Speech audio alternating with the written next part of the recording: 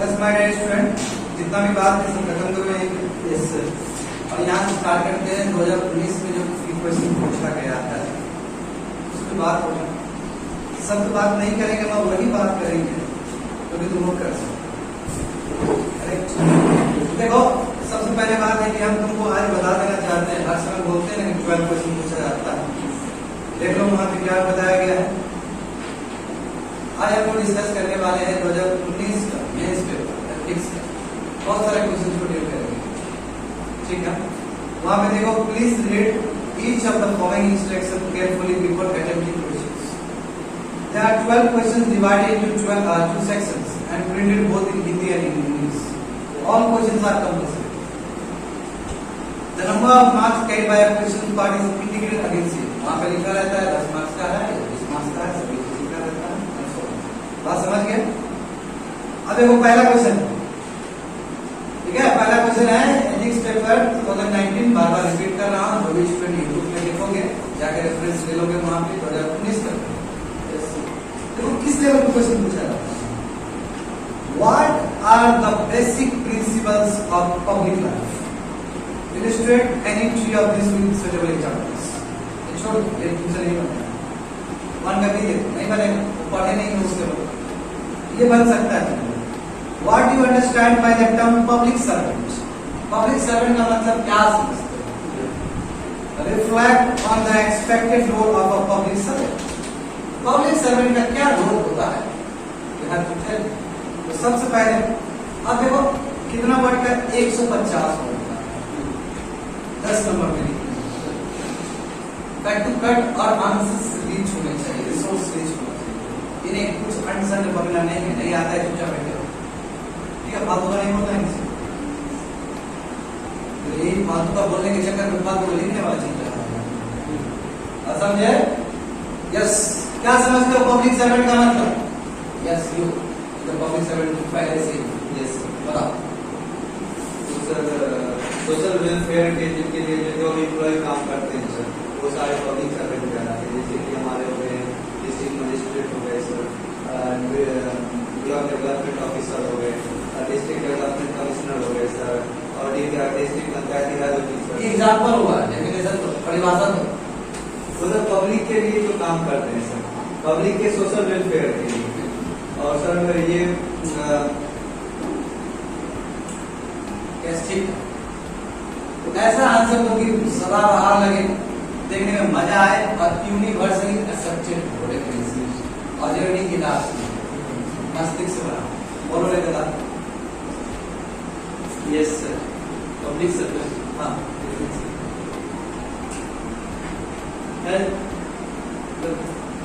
जो पब्लिक के लिए मतलब जो जैसे कोई भी चीज को, कोई भी जो प्रोग्राम है पॉलिसी उसको इम्प्लीमेंट करने के लिए जो मीडिएटर काम करता है, जो गवर्नमेंट से डायरेक्ट पब्लिक के बीच आ वो जो होता है वो पब्लिक सर्वेंट मीडिएटर।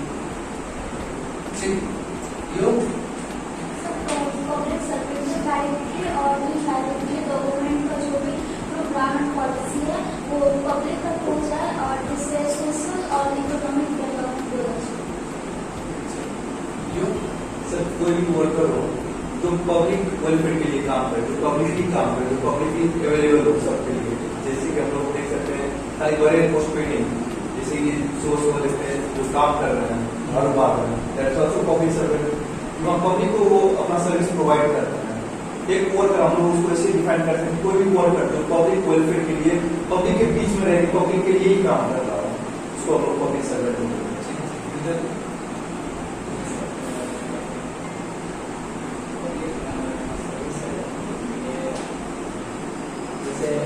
गांव में मुखिया होता है और पंचायत समिति होता है।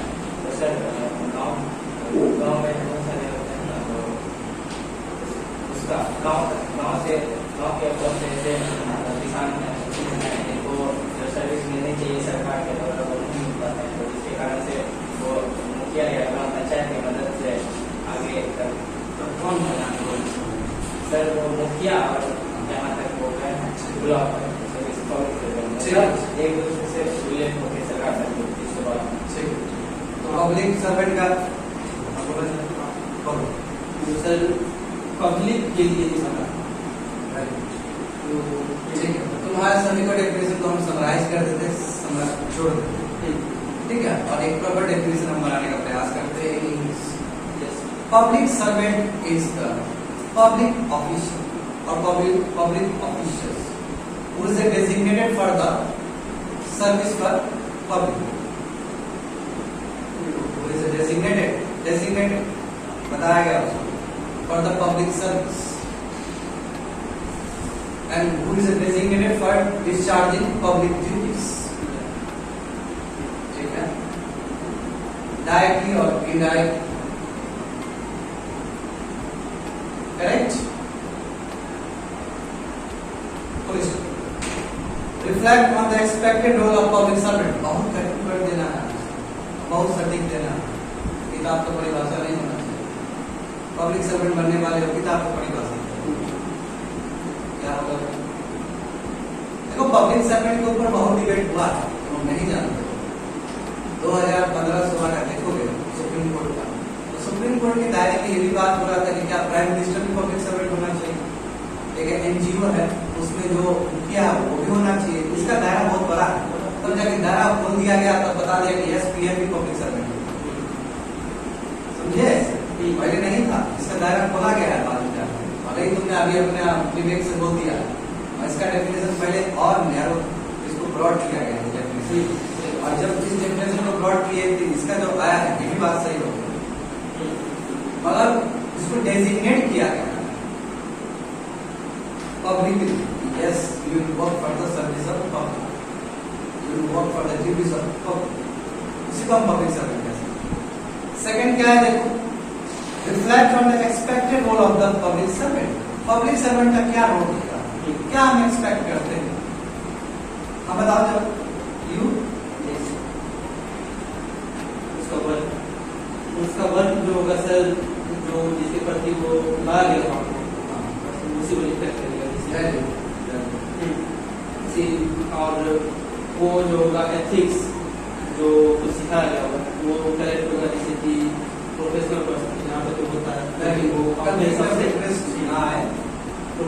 ठीक है, ठीक है, देखो 150 वर्ड्स है, पब्लिक सर्वेंट तुमने 2 लाइन में डिफाइन कर दिया, 30 वर्ड्स में या 25 वर्ड्स में डिफाइन कर दिया, अभी भी बचा है तुम्हारे पास 110 शब्द। 110 शब्द में तुमको बताना है कि क्या क्या रोल है पब्लिक सर्वेंट का, उस हिसाब मेडिकल तो तुमको 10-12 बताना होगा, करेक्ट? यस। अब बताओ क्या होगा रोल पब्लिक सर्वेंट का? Sir decision making time transparency होना चाहिए, accountability. Yes, decision making process के दरमियान सभी चीज होने चाहिए, जितने भी वैल्यूज तुमको बताया गया है, नोडल प्रिंसिपल भी बताया गया है, वो सब भी चीज रहे, रिस्पॉन्सिबिलिटी रहे, अकाउंटेबिलिटी रहे, ट्रांसपेरेंसी रहे, सो दूसरा क्या है? दूसरा सर किसी कोई प्रोग्राम और पॉलिसी आता है सर, उसको हम एक ट्रांसपेरेंसी के साथ नॉन रिलेबल उठाएंगे, जिससे कि हमारा वर्क दिखे पब्लिक पे। डिसीजन मेकिंग चीज है, implementation of social welfare programmes, transparency with accountability, जो कि तुम भी मेंटेन करते हो। और तुम बताओ कोई एरिया में सर उसका डिसीजन, कोई पब्लिक सर्वेंट का डिसीजन होना चाहिए sir, maximum welfare of public, for the betterment of maximum, यानी कि कौन सा एथिक्स, यूटिलिटेरियन अप्रोच या कॉमन गुड अप्रोच, इस हिसाब से देखो। अब यहाँ पे तुम लोगों को थ्योरी काम आ जाएगा अपना पढ़ाने के लिए, हाँ, अपना मतलब ऊपर लिमिट्स की इफेक्ट है तो काम डिसीजन मेकिंग का ही है, और तुमको खेलना है 10-12 लाइन, तुम लोग पब्लिक सर्वेंट ही नहीं है कि जानेगा उस चीज के बारे में। तो जब नए एसोसिएटेड चीज है उसको फैक्ट्स को कैसे रखा जाएगा, चलो ठीक है, common good approach, utilitarian approach, sir इस चीज को लेके बढ़ना। लेकिन उसको जो वर्क दिया गया तो इसको दे नहीं दिया गया, बिल्कुल दिया गया, मगर जहाँ तक सवाल है करप्शन का, कॉन्फ्लिक्ट ऑफ इंटरेस्ट का, तो उस चीज को हम एक साइड करते हैं, इसके हम बात करते हैं, उस इस पे काम करेंगे। सर पब्लिक सर्वेंट के पास अगर कोई पब्लिक सर्वेंट है सर, अगर उसको कोई काम दिया जाए तो सर अगर उसके लाइक का काम दिया जाए, मतलब वो कर पाएगा नहीं कर देयर आर मेनी वर्क्स इसको मतलब हम लोग उम्मीद करते हैं कि हाँ वही सर्वेंट कर पाएंगे, तो उस लायक का काम भी किया जाएगा। वो भी एक हम लोग एक्सपेक्ट कर सकते हैं कि कोई पब्लिक सर्वेंट्स है तो उसके बाद कोई काम आए वो अच्छे से ठीक है, तो जो भी तुम्हारा कैपेसिटी बिल्डिंग है, ठीक है, उसके हिसाब से विभाग डिस्चार्ज फंक्शन, ठीक है, ये हो गया। देखो दूसरी बात ये कि एक्सपेक्टेशन ये भी है कि कोई भी पब्लिक सर्वेंट पॉलिटिकल प्रेशर पे डिसीजन ना ले। समझ, ये एक हम रोल प्ले करते हैं या फिर हम देखते हैं कि यस पब्लिक सर्वेंट के पास होना चाहिए कि कोई भी पॉलिटिकल प्रेशर यानी कि पॉलिटिकली वो नहीं होना है, मोटिवेट नहीं होना, या इन्फ्लुएंस नहीं होना है डिसीजन लेते समय, या किसी को फेवरेटिज्म नहीं करेंगे। हम यही एक्सपेक्ट करते हैं कि वो फेवरेटिज्म ना हो, नेपोटिज्म ना हो, कॉन्फ्लिक्ट ऑफ इंटरेस्ट ना हो। एक सेंटेंस बना दो मान व्हाइल डिस्चार्जिंग फंक्शन, राइट। अब बताओ और क्या हो सकता है? Sir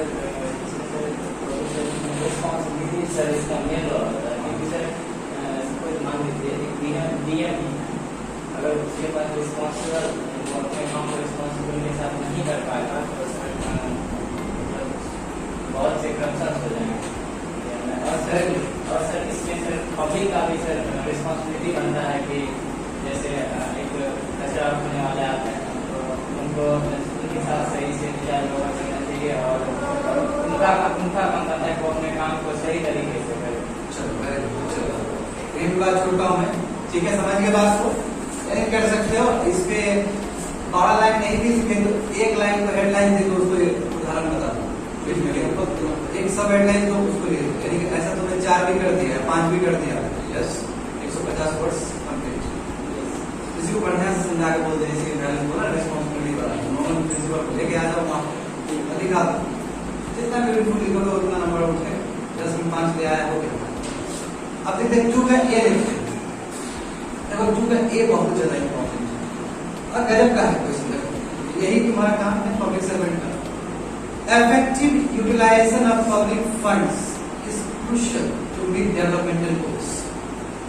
critically examine the reasons for underutilisation and misutilisation of public funds and their implications. Question समझना, पहला जो स्टेटमेंट है वो तुमको कुछ पूछ नहीं रहा है, तुमको बता रहा है, तुमको इंफॉर्मेशन दे रहा है।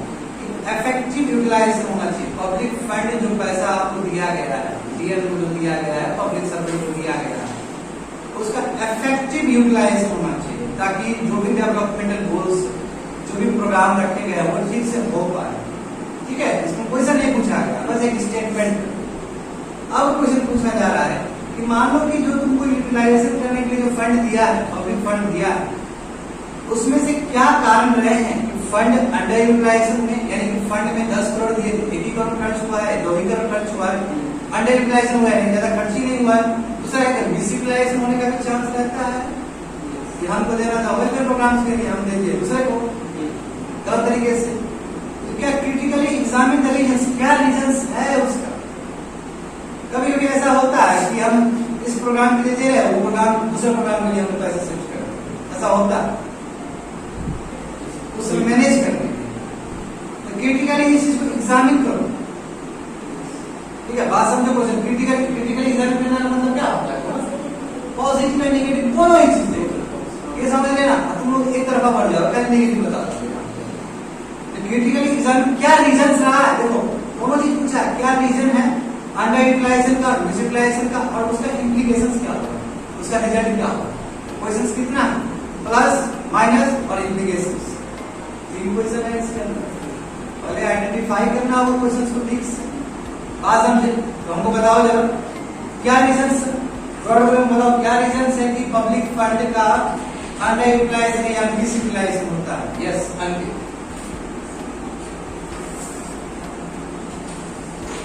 सर इसका बहुत सारे कारण रहते हैं, जैसे कि कोई भी स्कीम्स के लिए गवर्नमेंट अगर फंड देती है तो उसके लिए सर जैसे कि किसी चीज का टेंडर निकाला जाता है कोई भी स्कीम के लिए, तो उसमें सर वो जिस कॉन्ट्रैक्टर को दिया जाता है सर वो ऑन टाइम काम नहीं कर पाता है, जिसके कारण वो उसका बिलिंग नहीं हो पाता है और अंडर यूटिलाइजेशन हमारा जो फंड होता है वो एक्सपेंड खत्म नहीं हो पाता है। कोई काम होगा नहीं तो उसको बिल पे नहीं करेंगे, तो आप परसेंटेज वाइज पे किया जाता है सर। कोई भी स्कीम को जैसे जैसे कंप्लीट करते जाएगा उसे उसके अकॉर्डिंग उसको पैसा दिया है। वो वर्क नहीं किया जैसे कार्य अंडर यूटिलाइजेशन हो गया सर।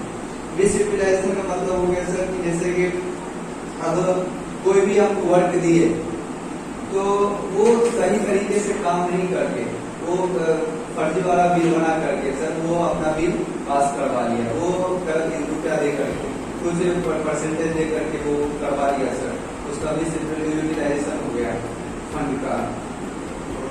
ठीक है भाई, तुम मुझे बताना चाहो इससे पॉइंट पूछो किस तरह अंडर यूटिलाइजेशन क्या रीजन है? सर इम्पैक्ट इसका एक ये भी हो रहा है कि मतलब उसको कोई पॉलिटिकली दबाव कर सकता है सर, जो जिसको भी करना यहाँ भी हो सकता है। दूसरा हो सकता है फेलोशिप, जिसको अगर मिला तो वो आपका ज्ञान तो वो जान देने वाला मतलब जो जिसके पास फंड आया वो अपने आप ही को जान दे को मिला तो दोनों म्यूचुअल अंडरस्टैंडिंग काम सही से कर पाए। ये कि नाम सही से नहीं होगा, रुपया ज्यादा मालेगा कम में। ठीक है, सुनिए आवाजात प्लान के अगर कुछ भी चीज हम लोग बना रहे हैं आवाजात प्लान हो तो उसमें अंडर यूटिलाइजेशन होता है। और मिस अब सर आवाजात में मिस यूटिलाइजेशन भी हो सकता है। जैसे कि हम लोग को 1 करोड़ का कुछ ब्रिज बनाना है तो आवाजात हम लोग पहले लगा लेंगे चलो 5 करोड़ ले लेते हैं तो वहाँ भी लगेगा सर 1 करोड़, लेकिन हम लोग गवर्नमेंट को बोल रहे 5 करोड़ लगेगा, बाद में 4 करोड़ सर फाइल को मिस कर देंगे सब चीज करेंगे। ठीक है, तुम बता कोई करेगा पॉलिटिकल इंटरव्यू हो सकता है अंडर यूटिलाइजेशन और मिस यूटिलाइजेशन हो सकता है। देखो फ्यूचर का जो अनफोर्सिंग सिचुएशन होगा इसके रीजन से भी तुम्हारा अंडर यूटिलाइजेशन हो सकता है कि फ्यूचर में किस तरह का त्रासदी आ जाए, इसलिए हम मनी को अलॉट नहीं करेंगे, रिसोर्सेज को अलॉट नहीं करेंगे और इसलिए हम सोच कर आ जाए कि बाद में हो सकता है कोई प्रॉब्लम आया तो हम खर्च करेंगे और वो प्रॉब्लम आया ही नहीं, अब पैसा खर्च ही नहीं हुआ, ऐसा होने का चांस रहता है। यानी फ्यूचर का जो अनफोर्सिन जो तुम्हारा सर्कमस्टेंसेस होगा उसको टैकल करने के लिए हम क्या करें, अंडर यूटिलाइजेशन हो सकता है। ये बात को समझो। इसका पॉजिटिव यदि रिसोर्सेस है तो बाद में कोई तरह का सिचुएशन आया वहां पर पैसा मोबिलाइज कर सकते हो, यहाँ पॉजिटिव बता सकते हो। जहां तक सवाल है मिस यूटिलाइजेशन का, मिस यूटिलाइजेशन में तुमने बोला कि फेवरेटिज्म हो सकता है गवर्नमेंट का, कंट्रोलेंस की वजह से, गवर्नमेंट का इंफ्लुएंस की वजह से भी हो सकता है। इसने कहा कि टेंडर के टाइम में भी जो बिलिंग को लेके जो टेंडर करेगा नहीं उस समय बिल उस समय रिलीज नहीं करेगा उसको, तो बीच में मिस यूटिलाइजेशन होने का चांस रहता है। या फ्यूचर में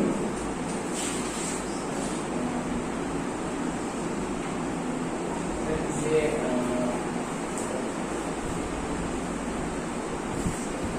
ठीक है, वह बात अच्छा, lack of data transparency. Very good, examine the reasons. Very good, excellent answer. क्या है तुम्हारा डेटा ट्रांसपेरेंसी यानी कि ऑडिटिंग, लैक ऑफ ऑडिटिंग लिखो। Yes sir, lack of auditing. Auditing ठीक से नहीं, देखो तुम्हारा ऑडिटिंग करेक्ट था, तुमने कितना अच्छे से आज दिखा दिया हमको। ये इस लेवल पे जो ट्रांसपेरेंसी यदि मेंटेन रहेगा तो कोई बात नहीं ना देने वाली, कॉन्फिडेंस पूरा बूस्ट रहेगा। यस, फिर काम करता है ऑडिटिंग। यस, यानी कि जो क्रेडिट जो ऑडिट क्रिटिकल अप्राइजल या कह सकते हैं कि जो ऑडिट अप्राइजल कमिटी मिसिंग है इस लेवल पे होना चाहिए, है ना? क्या रीजन है, हम पूछ रहे हैं रीजन क्या है, हम कह सकते हैं ऑडिट का नहीं है या फिर ऑडिट और ब्यूरोक्रेसी के बीच में नेक्सस है। ये भी हम दूसरा अनुमान लगा सकते हैं, जैसे कि बैंक में होता है क्रेडिट रेटिंग एजेंसी के साथ होता है। यस, तो हमको बहुत बड़ा ब्रैकेट मिल गया इसको आंसर लिखने के लिए। हाँ, एक तो तो ये बहुत अच्छा उनका आंसर रहेगा।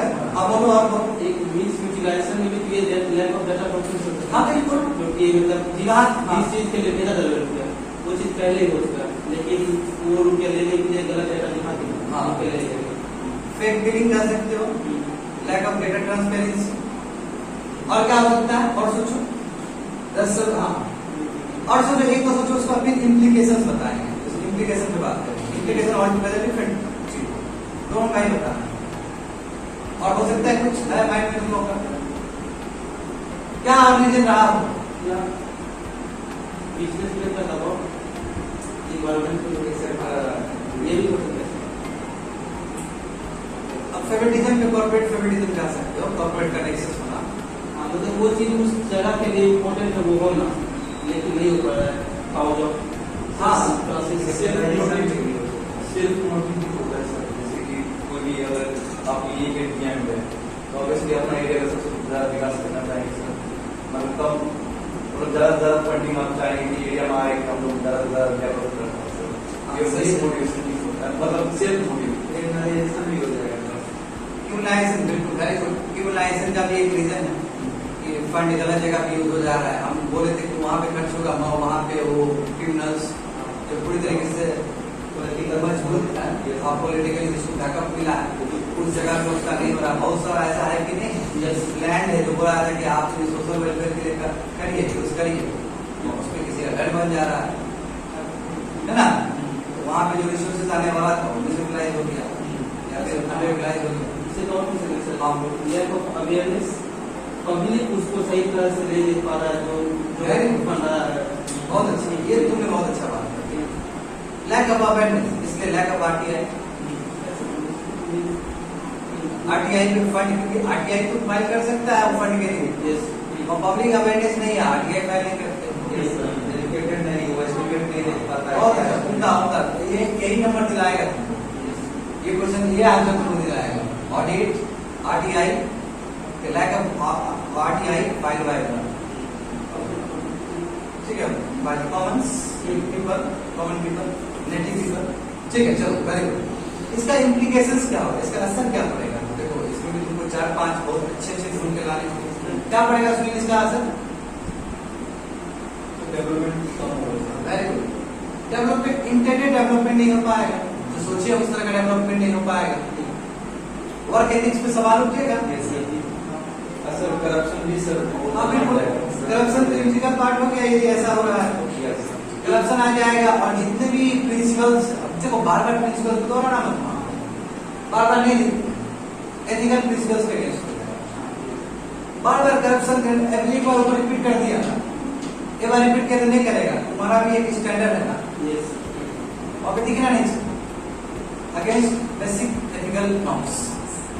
समझ में आ जाएगा क्या बोला जा रहा है। रिपीट मत करना, कभी एक वर्ड कभी रिपीट मत करना। हम तो कहते हैं कि एक वर्ब को भी रिपीट मत करना। जैसे इंश्योर हो गया तो सेकंड में फैसिलिटेट लिखो, फिर एनहांस लिखो, प्रमोट लिखो, इस तरह सबका मीनिंग चारों सेम लिखने कला, वो बोलते हैं कला। बार बार एक वर्ड रिपीट नहीं होना चाहिए मेंस के पेपर में, मीनिंग भले ही सेम, रिपीट नहीं होना चाहिए सेम।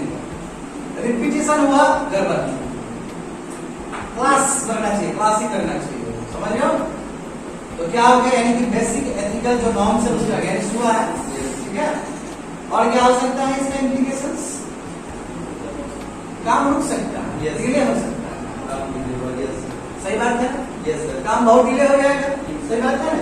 अंडर यूटिलाइजेशन हो गया फंड, तो कहाँ से काम? यदि काम भी हुआ है तो मजबूत नहीं हुआ है, हाफ हार्टेडली काम हुआ है। यस सर, हमारे यहाँ बहुत सारा ऐसा स्कीम है सर। और नेक्सस भी एक बनते चला जाएगा, ये भी कर सकते हैं। और जितना नेक्सस बनते चला जाएगा उतना ही ब्यूरोक्रेसी ओवरलोड होते चला जाएगा in terms of corruption. Public भी अनसेटिस्फाइड रहेगी। हाँ, पब्लिक का भी, जो पब्लिक के लिए पब्लिक सर्विस का बोला जाता है वो केवल ऑन द पेपर रहेगा, ऑन द ग्राउंड नहीं। जिस चीज के लिए दिया गया था उसका इंटेंडेड पर्पस नहीं हो पाएगा, डेवलपमेंट नहीं हो पाएगा। हाँ, ठीक है। चीज की पार्टिकुलर चीज के लिए, जैसे सम सर्टिफिकेट पेपर आते हैं नीचे, उसको उठाने के लिए कोई चीज दिया जाता है, वो नहीं रहेगा। लोगों का जो फेथ फंड को लेके या सरकार को लेके थोड़ा सा डिस्करेज होगा। और क्या हो सकता है तुम्हारा, बताओ जल्दी। इक्वलिटी नहीं रहता है पीपल में, अगर फंड पहुंचाए नहीं तो जिस चीज को उठाने के लिए किया गया वो तो उठाएंगे, मतलब हकदार नहीं मिल पाया उसका, पब्लिक का लॉस है, सेटिस्फैक्शन नहीं मिला उस चीज को। पब्लिक का जो फेथ है ब्यूरोक्रेसी में थोड़ा सा डिमोटिवेट हो जाएगा, डिमोरल हो जाएगा। कैसे बोलो, पब्लिक के अंदर से हेट्रेड पैदा हो जाएगा गवर्नमेंट के लिए सर, कि अगर गवर्नमेंट ना हो सर तो पब्लिक ऑब्वियसली एंटरटेन होते हैं, अनसेटिस्फाइड होते हैं, ठीक है, अनसेटिस्फाइड होते हैं। इतना बड़ा बड़ा शब्द यूज नहीं करते हैं, ठीक है ना, कॉल को वर्ड यूज करना है। इसके बाद रेडिकल नहीं होना, ये भी तो हो सकता है जैसे कोई स्कीम आया जैसे मान लेते हैं ब्रिज बनना जैसे गवर्नमेंट जिसको उस ब्रिज को बनने में कितना मजदूर लगेगा जैसे कि मजदूर का भी इसमें चलेगा। क्या बात, बहुत बढ़िया है, बियॉन्ड द पॉइंट बोला है ये करोड़ों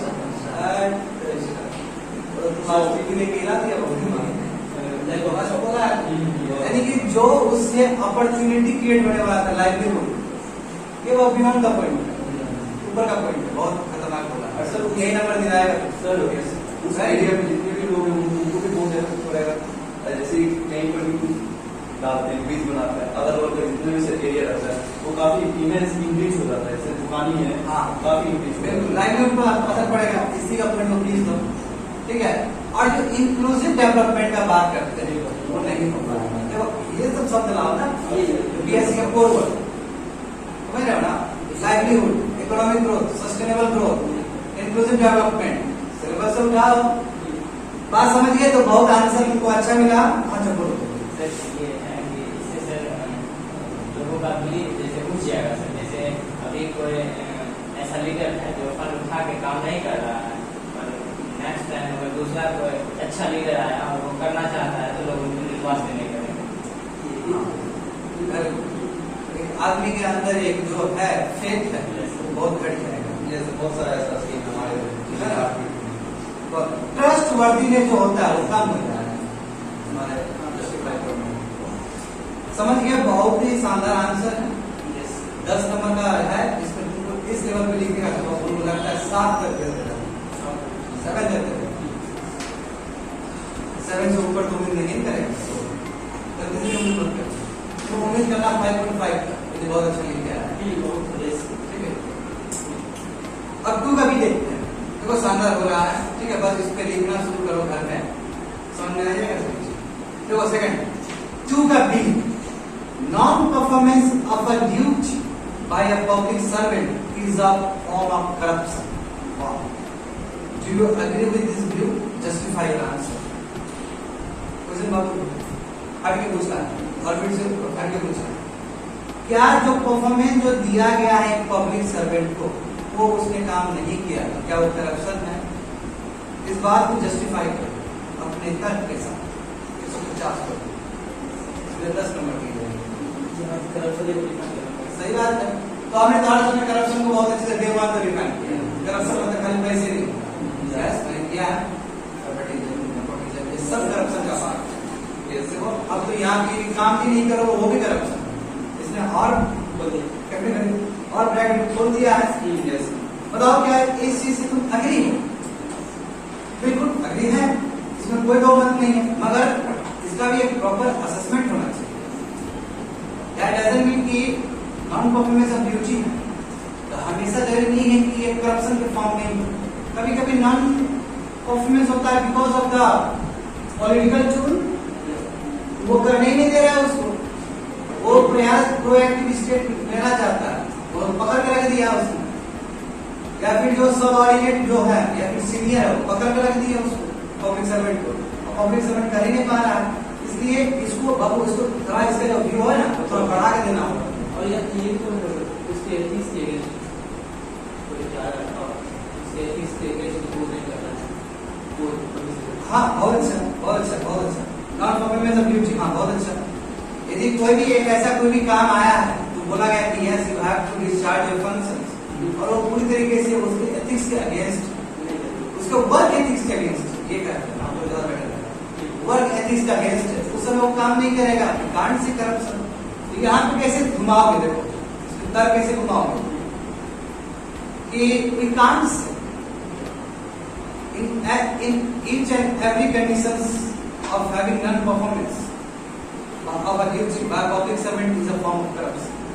जो ये नहीं कि हर एक फॉर्म में हर एक केस में हम कहेंगे ऐसा, हाँ ऐसे केस में कहेंगे जहां पे आपको डेजिग्नेट किया गया पब्लिक सर्विस के लिए और आप काम नहीं कर रहे हैं, क्योंकि आपको पब्लिक सर्वेंट ही इसलिए बनाया गया, पब्लिक सर्वेंट का डेफिनेशन ऊपर दे दिए और आपने काम ही नहीं किया। यस ये पूरी तरीके से करप्शन है, आपको सैलरी दिया जा रहा है पब्लिक फंड से, उस पोस्ट पर रखा जा रहा है, आपको इतना पैसा मिल रहा है, आपको इतना फैसिलिटी मिल रहा है और आप काम नहीं कर रहे हो, अगर ये बताना हो कि देखो काम नहीं कर रहे, इसका बहुत सारा रीजन हो सकता है, ठीक है ना।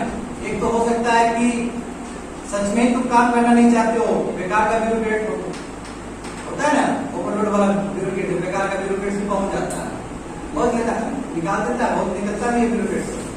तो नहीं कि जो पेपर में लिख के जाकर काम कर रहा है तो लात मार के भगा दिया जाता है, ऐसा ब्यूरोक्रेट से, ऐसा होता है ब्यूरोक्रेट से बहुत सारा। बात समझे?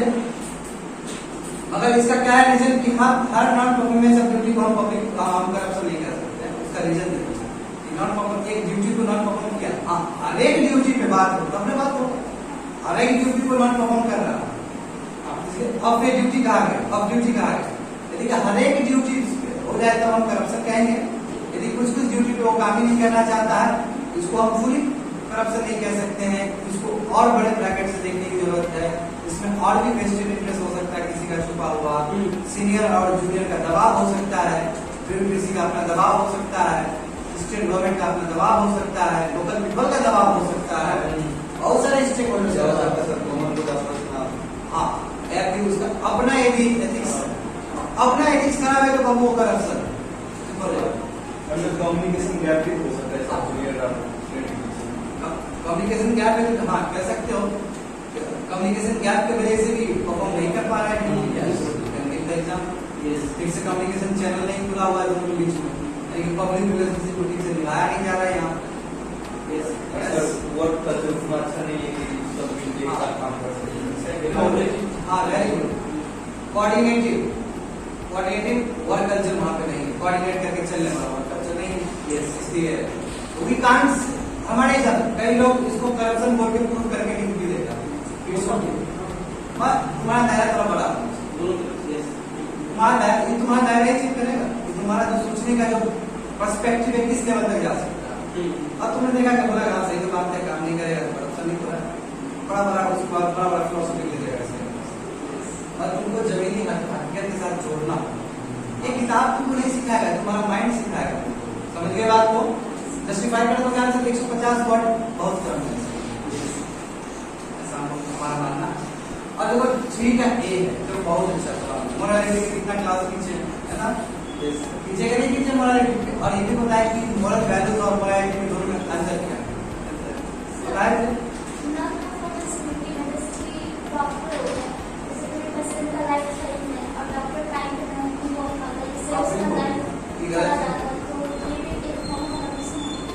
तुमने अच्छा बोला कि पब्लिक सर्वेंट का दायरा भी बढ़ा के लिखना, लेने की ब्यूरोक्रेट्स का ही बात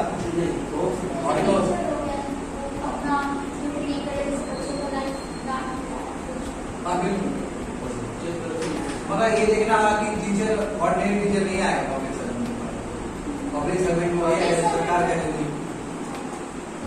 गवर्नमेंट स्टूडेंट में तो ऐसा प्राइवेट नहीं आ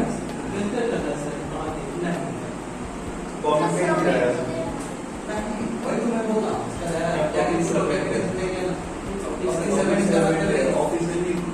ऑफिसर डेजिग्नेटेड होता है ना, उसमें क्या डेफिनेशन है, डेजिग्नेटेड बाय ऑथोरिटी, ऑथोरिटी ने तुमको पावर दिया,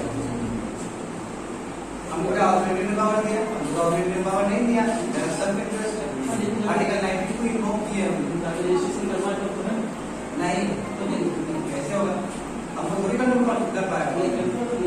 तो गवर्नमेंट पुलिस का किस तरह वो कराना है, यदि हम सरकारी स्कूल में कोई गलत तरीके से पढ़ा दिए, अब क्रिटिकल अप्राइजल हुआ तो हमारा तो अटेंडेंस हो जाएगा वहाँ, है ना। यहाँ पे कहाँ प्राइवेट इंस्टीट्यूशन में या कोचिंग में कहाँ से असेसमेंट होता है, नहीं होता है, टीटी होता है, टीटी होता है कि नहीं, टीचर ट्रेनिंग होता है कि नहीं होता? Yes sir. क्यों? रिस्पॉन्सिबल बनाना है। सब समझ में आया है जी? ध्यान रहे, पब्लिक सर्वेंट का दायरा उतना भी नहीं खुला है जितना तुम सोच रहे हो। गवर्नमेंट स्कूल में इन्फॉर्मल टीचर को डाला जाता है, हाँ वो उस पर रहेगा गवर्नमेंट के अंदर है। What is meant by the term constitutional morality? How does one upgrade constitutional morality?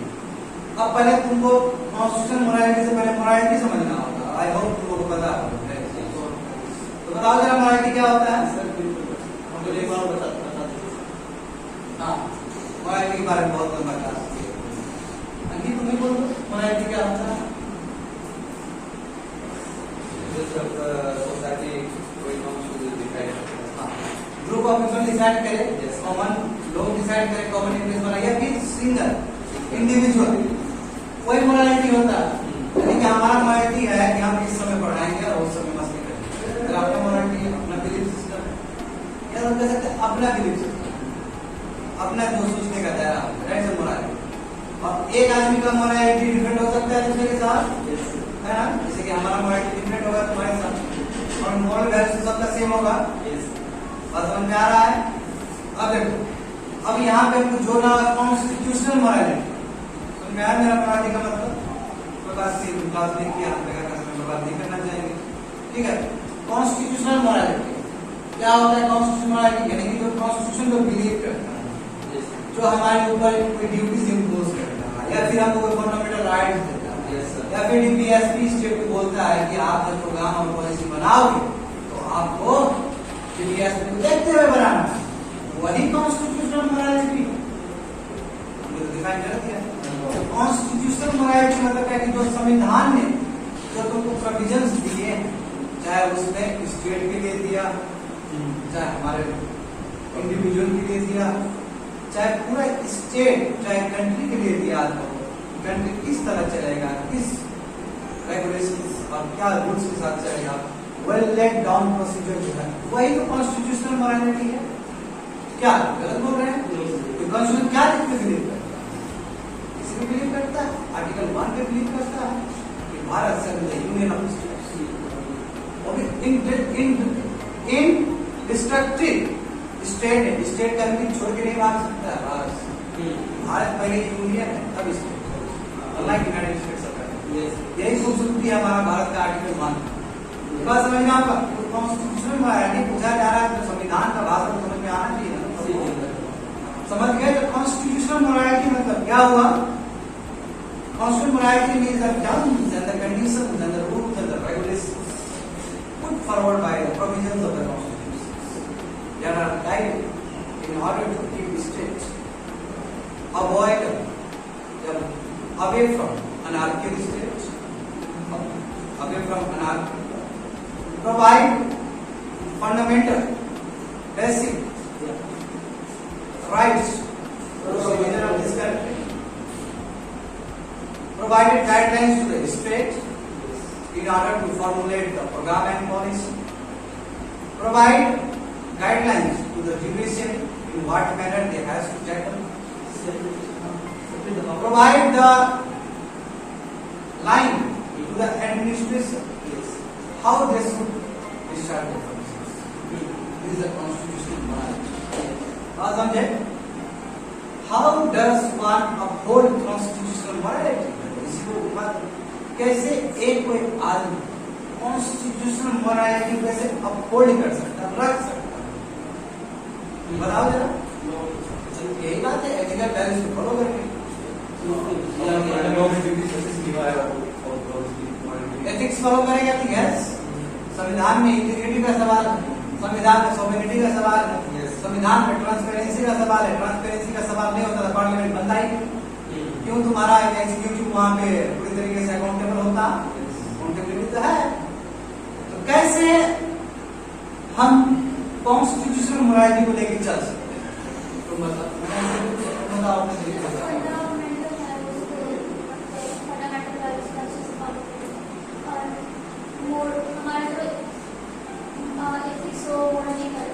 हमारा एथिक्स और हमारा मोरल वैल्यूज को कोइंसाइड होना चाहिए कॉन्स्टिट्यूशनल मोरालिटी के साथ, उससे ऊपर नहीं होना चाहिए।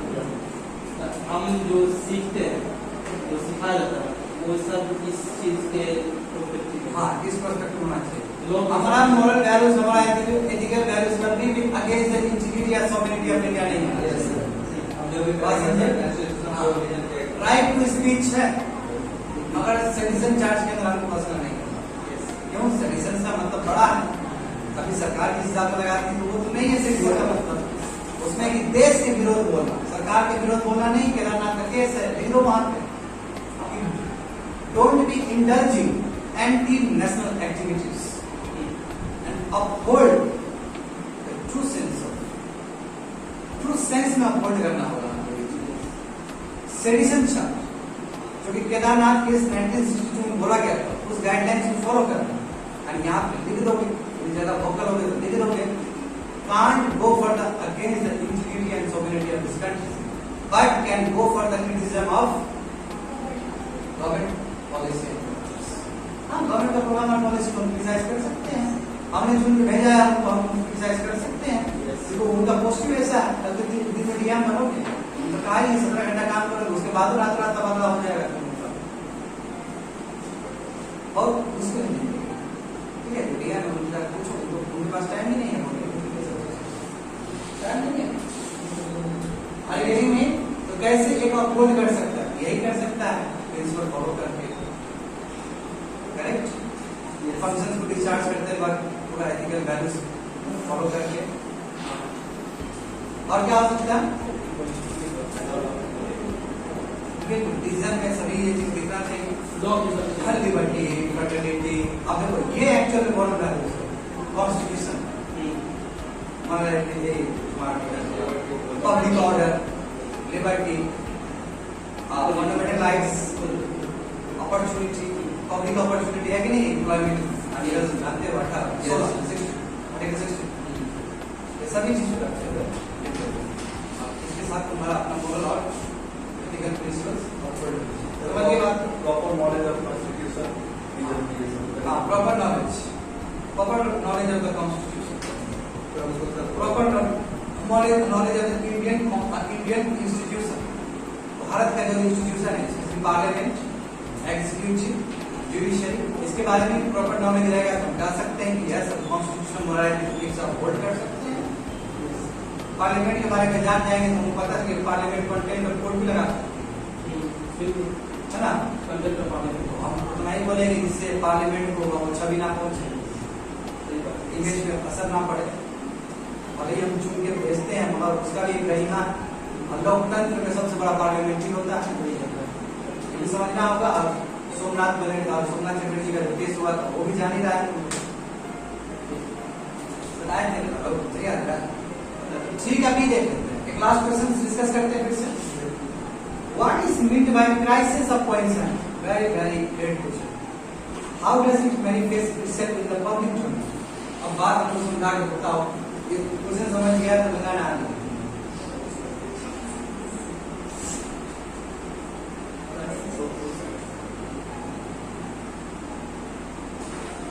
क्या होता है क्राइसिस ऑफ कोइंसिडेंस, क्या होता है और ये कैसे दिखता है पब्लिक डोमेन में?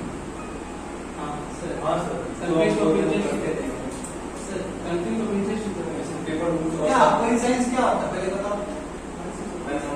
जैसे वर्चुअल जो बोलते हैं वही कर रहा है कोइंसिडेंस तुमको बताना चाहिए, बहुत बार मैंने क्लास में बोला है कोइंसिडेंस के बारे में। आर्टिकल 25 बताते हैं, बोलते हैं ना, right to coincidence, right to profess, right to propaganda, right to practice. 4 word आए कि नहीं आए आर्टिकल 25 में, रिलीजन के साथ आया है, मैंने क्लास में बताया। कोइंसिडेंस वहीं से आया। कोइंसिडेंस मतलब हमारा इनर बिलीफ है। हाँ, दैट इज अ कोइंसिडेंस।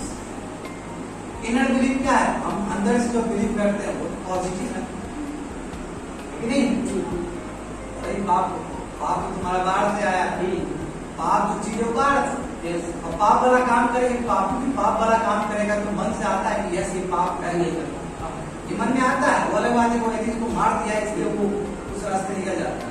हम कभी भी हम गलत काम करते हैं तो हमारा कोइंसिडेंस पूछता है हमसे क्या सही है ये चीज, वो अलग बात है कि तुम उसको सप्रेस कर दिया है कि नहीं। हर समय झगड़ा होते रहता है, अंदर भी हर समय झगड़ा होता है, यदि तुम इमोरल कुछ काम करो है ना, क्योंकि ह्यूमन बीइंग के अंदर ये विवेक है, माइंड है, तो माइंड सोच पाता है यस क्या सही है क्या गलत, लेकिन इनमें समझ रहे हो बात को ना, ये भी चीज का टर्निंग होता है, इसी को कैसे करना चाहिए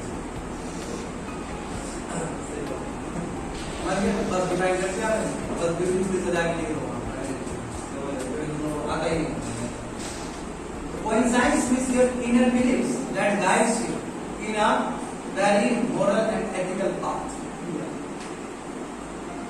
It is a crisis in which your belief system totally falls. Degrade हो जाएगा, बात समझे, पूरा डिग्रेड हो जाएगा। उसके बाद तुमको ये सही और गलत के बीच में फासला जो है, नजर जो है जो आता है वो नहीं आएगा। ये सुपरस्टिशन भी कह सकते हैं। और कल्चर थोड़ा अलग चीज, कल्चर तो कई बार पंचायत का जुड़ा रहता है। अच्छा है, नहीं डिबेट कराते कोई साइंस का कल्चर है, उसे रिलीजन है कि नहीं है? Religion is a part of our culture. कहते हैं कि नहीं, हमको जैसे कि मेरा कोई साइंस क्या कहता है कि हमको शिव जी को सुबह सुबह उठ के पूजा करना चाहिए, बोला है कि नहीं? That is my coincidence. तो culture obviously appreciates your coincidence.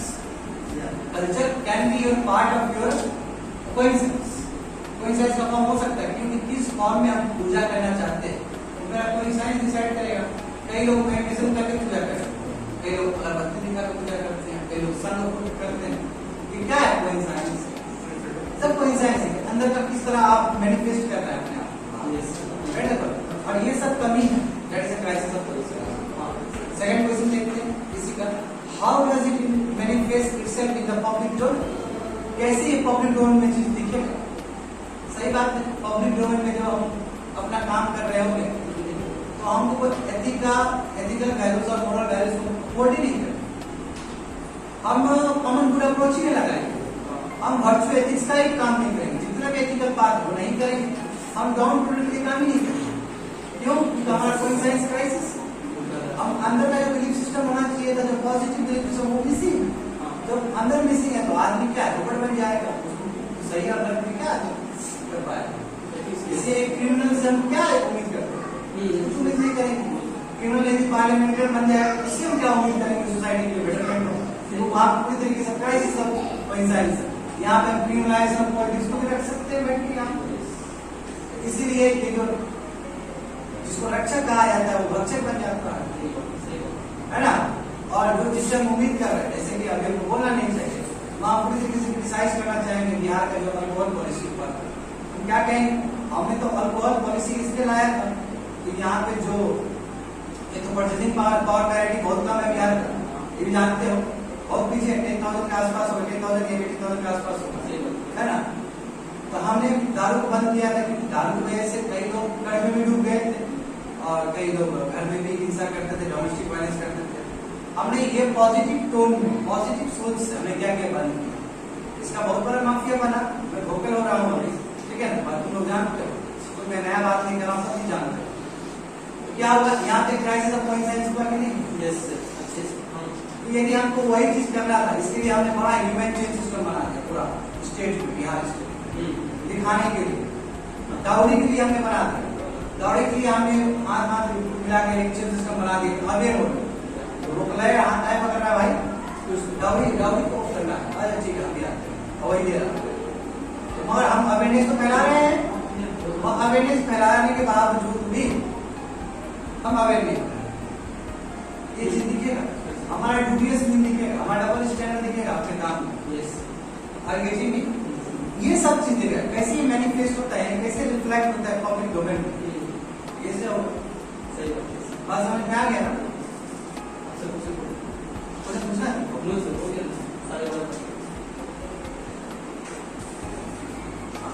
चलो ठीक है, that's it for today's class. देखो आज हमने क्या डिस्कस किया, देखो आज हमने पहला क्वेश्चन डिस्कस किया 1B का, उसके बाद 2A हुआ, यस उसके बाद 2B हुआ, यानी कि 3 क्वेश्चन हुआ, यस उसके बाद 3A 4 क्वेश्चन हुआ और 5 क्वेश्चन हुआ है। यस यानी कि हमने 50 नंबर का डिस्कशन किया है एथिक्स का। और सब ब्यूटीफुली हुआ। 50 नंबर में जो भी आंसर आया, मेरा ऐसा पर्सनली मानना है, मैंने एथिक्स में अच्छा उठाया भी है नंबर, ऐसा मेरा मानना है कि इस हिसाब से तुम आंसर लिखोगे 50-30 कहीं नहीं जाएगा। डबल करो, दैट्स इट फॉर टुडे। बात समझे? माइंड ऑन द समझे ना?